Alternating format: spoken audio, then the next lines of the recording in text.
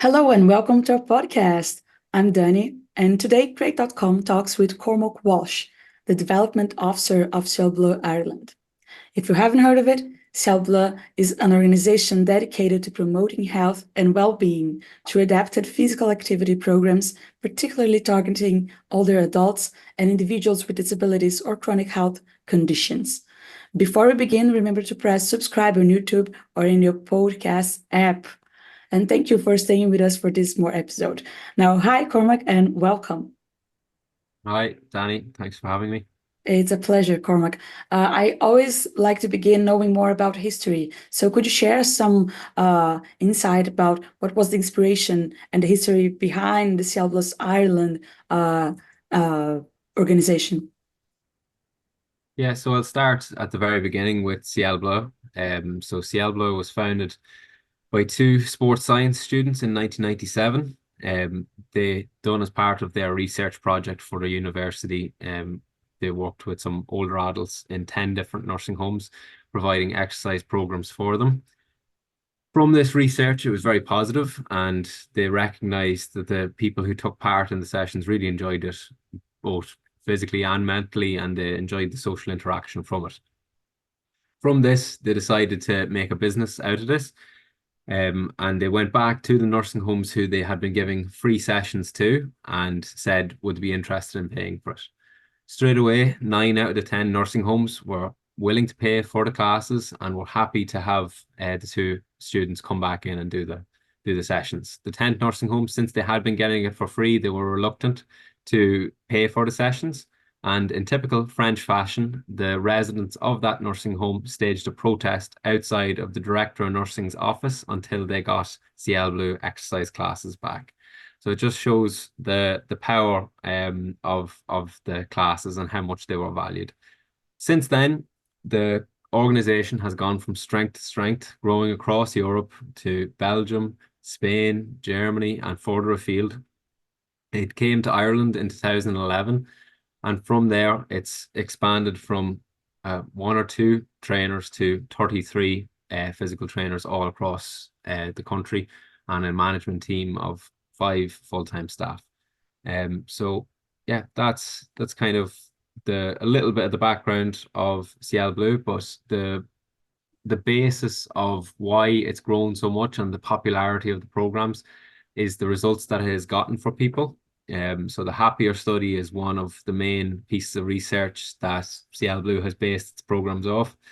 And the findings of that study were quite strong. They showed a reduction in the prevalence of falls, and not only just minor falls, but severe falls as well. And a severe fall could be a life-changing incident for an older adult. It could be a broken bone or something even more serious. So that was one of the findings. And it also, things that you and I may take for granted, like the ability to feed, wash, and dress, there was a serious improvement in those abilities from the Happier study. And also moving capacity. So moving capacity was just a basic measurement in a person's ability to walk and that. And there was an 87% improvement of that. So that's an amazing result. There's been other research programs done, not only with, let's say, general older adults, but for chronic condition groups as well. So we do some fantastic work with great charity organizations around Ireland and around Europe. Some that I'd like to mention would be COPD Support Ireland, the Parkinson's Association of Ireland would be another one.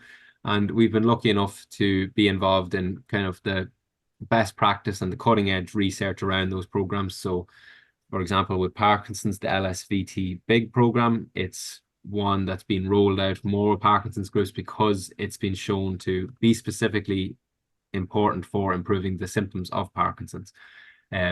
And same with COPD Ireland, it started off with a small study with Boeing or Ingham. I'm pronouncing that wrong. It's a pharmaceutical company. It's a difficult enough one to pronounce. But that study started with one group with St. Michael's Hospital, I believe, and it's grown from there to probably be over 30 groups around the country. So from humble beginnings, it's grown and grown.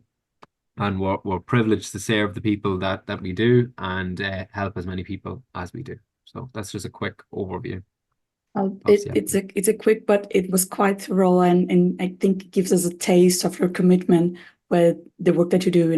The way that you mentioned the studies and all of this really gives us a testament of how you approach it. And talking about it, would you mind if you could give us a better understanding of how do you tailor these activities? Because from the benefits that you mentioned, it looks like that it's very, very focused on this life improvements, I would say. So how does that work? How do you really tailor the activities to these populations? Yeah, so depending on what's in front of us, we would use certain tests. So if you have someone who's, let's say, of moderate ability, you might be able to do some sit to stand tests with them, some walking tests, and that decides what level of a class that they need. And also we're lucky with the staff that we have. We have a team of expert trainers who know by looking at someone and know by discussing and chatting to them kind of what is appropriate for them. So they might build them up. If it was a brand new group, you might do some testing initially. But with our trainers as well, they'll know from watching the person what's appropriate for them, and they will progress and regress as needed. With specific illness groups or chronic disease groups, we may get some referrals from hospitals, and that will come with information around that person. So we can adjust as needed. And yeah, it's a continuous process of gradually challenging a person until you find what level is appropriate for them. And then over time, that level will increase with their fitness increasing. And then within groups as well, you might have different options or different, let's say a Parkinson's group. You may have some people who are early stage Parkinson's, and you may have some people who've maybe had the condition for quite a while and maybe quite regressed. And you may have different levels within a class for someone to take part. So everyone stays involved and they're all getting similar benefit, but it's at a level that's tailored to them. Then for other products that we would have one-to-one products, which would be going out to someone's home and working with them directly. That's as specific as you could get. You're going to be really have a very tailored program to you there. And then other ones that maybe are more broad would be, let's say, our online classes where they are self-selected by the participants. So that could be someone maybe who's recently retired and is looking to stay active. They would go on to our GlowFox, Siel Bleu GlowFox app, and they would look at the different levels and abilities of the class. So it might be an advanced circuit, and they say, right, okay, maybe I'm not at that level yet, and I might go towards maybe one of the chair-based exercise classes, and it gives them something to aspire to as well. So they could start off at this level, and they may even take part in 20 minutes or 30 minutes of the more advanced class, or they take longer rest periods that's appropriate for them, but they then progress over time. We've had some people, well, let's say the online classes, who've been doing it for the last 2 years, and you nearly couldn't challenge them enough. They've developed that much and they've been that consistent with it. So it's fantastic to see that as well. So yeah, that's some of the ways that we tailor it. But as I said, our staff are highly experienced and they really know what they're doing and what they're looking at, so they can adjust as needed. It sounds amazing, and it does give us a feeling, the sense of how you really are now able to look at people coming to you guys to seek for help and seek for it, and then understand really what they're looking for, what they need to do, and how to create the sense of let's do this, let's challenge ourselves and move forward. So it's really brilliant. One other thing, Cormac, that kind of stands out from the research I did about you guys is your involvement in your community, right? Because I believe that from the partnerships that you mentioned, it must require a high level of involvement, engagement with this community. But then talking not just about it, but also about engaging people in physical activity, because it's not that simple, right? I believe from the time that you began to now, it must have been like a really long process of cultivating it and creating it as a culture. So how do you foster this sense of community? How do you engage your community and in the activities, when these partnerships and in the activities itself? Yeah, so in the ways that people kind of come to us are in a few different ways. So they can be, let's say, referred to us by different charity organizations that I've mentioned. And then other ones like Alone would be another great charity that would refer people to us. So they're maybe coming to us with an idea of what we do already. Other ways that we reach people would be through different events that happen in the community. So this week I've been at a couple of them where it's maybe tailored towards older adult events, and we go and tell them what we do because you kind of touched on it there of making people aware of it, but aware of the benefits as well. For let's say our age group, we we've kind of grown up with knowing, okay, like exercise is good for you, like all of these different types of modalities of exercise. Okay, I can go to the gym. I've maybe access to these sports teams. I've knowledge around nutrition. I've knowledge around this. It's far more accessible for us. Whilst with the older adult generation, they never were going to be exposed to maybe a gym environment, and they may think, oh, that's not for me, or that's for a younger person to do. So it's as much as a psychology shift as anything. So we a big part of what we do is just to educate people to say, if you do this, it's going to benefit you in this way. Because it may be easy for us who have been exposed to, let's say, the gym and that to know, right, okay, if I get better at this exercise, it's actually going to have this impact on my life. But it's something that we need to really emphasize with maybe the groups that we work with, that the exercises that we are doing here, they're going to really affect your general day-to-day life. And they'll see and feel that, and then to tell their friends. And that's another way that we grow, is just through referrals. And it's a constant education and implementation cycle. And so yeah, that's some of the ways that we've kind of grown. And it's getting across that initial fear or barrier towards it. You know, there's some funny examples of people who, like we've people who are maybe late 60s, and they're referring their parents to us for exercise classes, and we'll say to them, like, what are you doing yourself? Like, are you implement? Oh no, that's not for me. It's something I'll worry about when I'm older, you know what I mean? Instead of getting ahead of it and actually being proactive and prevention rather than cure. And that's one of the unfortunate things we do see is people might leave it a bit too late sometimes. They panic when it comes to a time they're after having maybe a fall or an incident has happened, and they're realizing that they maybe should have done something earlier, but they're very much wanting to do it now. And we help those people, of course, but we always want to emphasize prevention rather than cure. Get ahead of these issues. Every person who, let's say, has a chronic condition or has had some frailty or has degraded was a person who was middle-aged at one stage, who maybe avoided doing exercise, or maybe said, oh, that's not for me, I'll do that another time. So don't put these things off. Get ahead of it and do something about it while you can. That's a big message that I try and emphasize without trying to obviously scare people too much or anything like that. Um, but does that answer the question? Absolutely, and I think that's actually a quite important message for all of us. I include myself in this. uh, yeah, but then since you mentioned these issues, these challenges, what are other challenges that you face, but in a more organizational level? Because I believe that it must be hard to keep moving forward, providing all these services, keeping in a nonprofit. So, what are the challenges that you face on a daily basis, I would say? How long do you have? I could talk for a while. But what's some of the challenges that we face? So because we're we call it maybe a dual mandate of trying to run an organization or a business, but having that emphasis on exercise for all and making sure that no one in the community is left out, it does maybe make it difficult. We do have to try and keep classes as affordable as possible for people.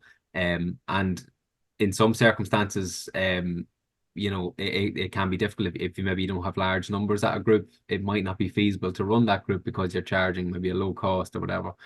Um, so yeah, some challenges that we face is maybe finding the right people to the right, as in trainers, to do the role.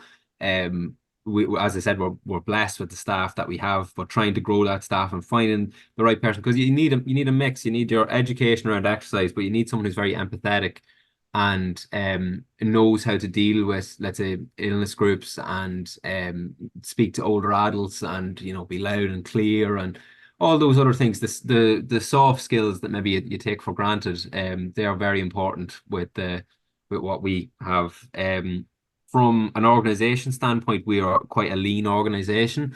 You know, we have, as I said, 30 plus trainers, but we might have a smaller management team. So maybe if you can see there's a few gray hairs popping in my head here, that's from maybe keeping track of all the people and making sure that we're serving the people we work with as best as possible and growing ourselves that way as well.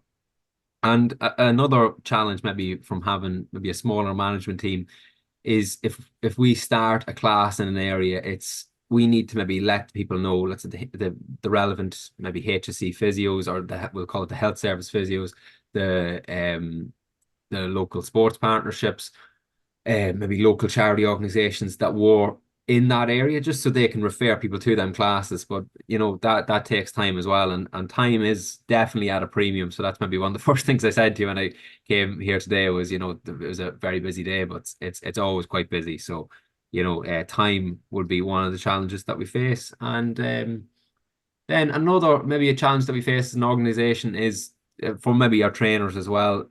The people that we work with, some of them will have quite severe conditions, and you do develop a nice relationship with them. But unfortunately, sometimes people like that can pass on, and that can be tough as well. So, um, we have added access to a counselling service to our organisation. So people, if they have experienced a grievance or someone that they have enjoyed working with and had a close relationship passes on, they can access that as well. So they are they are some of the challenges. I'm just trying to think of them as they come into my mind, but they're they're the main ones. And as we grow as well, so we're kind of a lot of our work in Ireland is along the East Coast, and we kind of have a network there that we can, like, you know, I could drive to somewhere and get a trainer set up. But as we grow further afield, growing to, let's say, Cork and Galway and Sligo and Clare, it's it's a big time commitment to get over to that area and get classes set up and get a trainer set up and that too. So and get ourselves embedded into the local community, because for us in Dublin, for example, it's we're way more known about. The local kind of organizations know about Ciel Bleu and they know what we do. So it's about going into these new areas and establishing ourselves in that sense too, that the people are confident to refer to us. They need to know, right, this is a serious organization that is going to work with these people in a correct way and give them all the benefits that they're looking for. So yeah, they're some of the things anyway. Yeah, it's actually a quite intense list, I would say. And I think it's beautiful the way that you decide to approach this bit of the grievance that you mentioned. Mm. I do believe people create connections, right? So being able to offer help, support to your own staff, it's quite important. So it's really, really beautiful to see. Now moving Mhm. to a more positive perspective and looking to the future, Cormac, what would you say there are Ciel Bleu's next steps for the future, in the near future, let's say?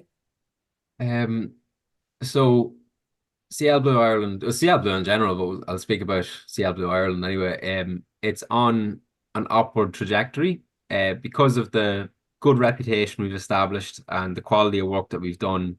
The name is spreading, so you're getting more people knowing about us and what we do. And as you can imagine, with the name that we have in Ireland, it doesn't nearly make sense when people look at it. They're like, what does this company do? I've had people think it was a media company, a maps company at one time. There's lots of different ideas and what they think it might be, but it's becoming more and more known. Um, so that's probably making things easier, and we would expand ourselves within, let's say, nursing home groups. So if we're working with a nursing home group in, let's say, Dublin or Louth, we then do a great job with them, and they tell their other kind of sister nursing homes about us, and then we expand that way. So last year, Ciel Bleu Ireland grew by 62%, and I do believe it's going to continue on that trajectory. So the 33 staff that we have now, I can see that in the next 2, 3 years doubling. You know, we could have 70 plus staff, and probably we'll need more management team as well. And I think our um cohort of people that we work with is ever expanding as well. And I can probably tell you a bit more about this. So Siel Bleu mainly started to work with older adults. That's kind of where it came with. But then the statistic is that 50% over 50 have a chronic condition. So that led Siel Bleu to work with more chronic conditions. And then from working with those chronic conditions, that actually lowered the age cohort that we worked with. And that led us into working with maybe some young stroke survivors, young COPD, conditions like that. And from us working with disabilities and intellectual disabilities in the older adults, that got us tied in with those organizations, which then brought our age cohort down further. So from initially working with, let's say, 70, 65 plus, we now work with from the age of 14 years of age to 104. So it's really expanded out. And I can see that expansion being further, and not just in the exercise standpoint, but into the services that we offer. So currently we mainly are around exercise, but we have people in our team who have backgrounds in maybe sports psychology or nutrition or exercise physiology. So I can see there being more arms to it. Instead of just being purely going out and doing exercise classes, I can see Siel Bleu having a center where people can come and work with us, and they can have access to more things that's going to help them. So help with the nutrition, and the sports psychology side of things really interests me as well, for many reasons. But like we were saying earlier on, everyone knows that they should be doing more exercise, and everyone has the intention of being fitter and healthier. And oh yeah, I want to eat better, and I want to exercise more. And we know how many good New Year's resolutions end up in the graveyard. They don't happen. So we, like, with the psychology side of things, it's to ask, right, why do those good intentions not become an action? So that's a side of things that interests me. Um, Another arm I could see us, we already have kind of started it, but the kind of physical therapy, so the rehabilitation side of things, that's becoming more prevalent as well. So people getting knee replacements and hip replacements.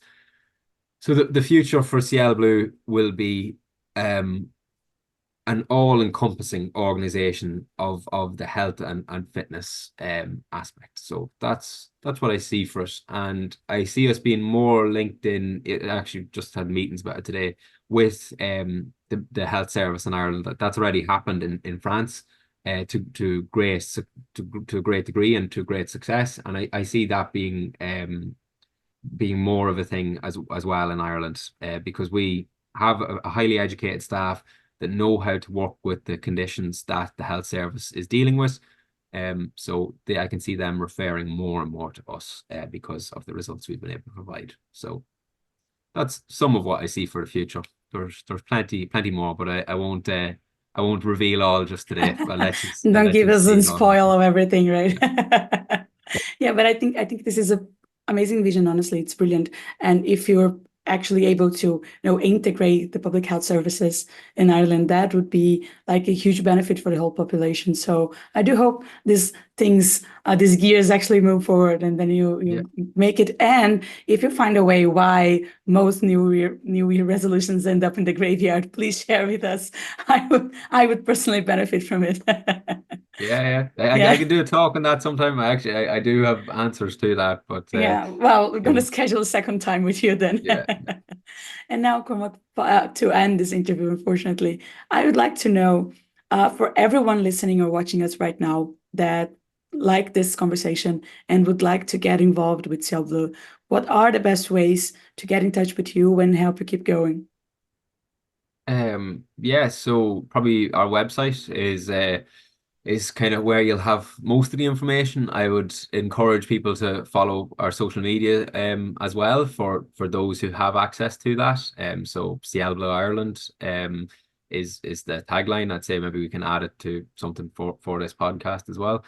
And then if you have any inquiries around, let's say, if you want to have a phone call with ourselves to discuss anything, if you or a loved one is looking to get classes set up or anything like that, you can get in contact with us and you can call us. I can call out the phone number now. I'll probably give it to you as well, just so maybe you can add it.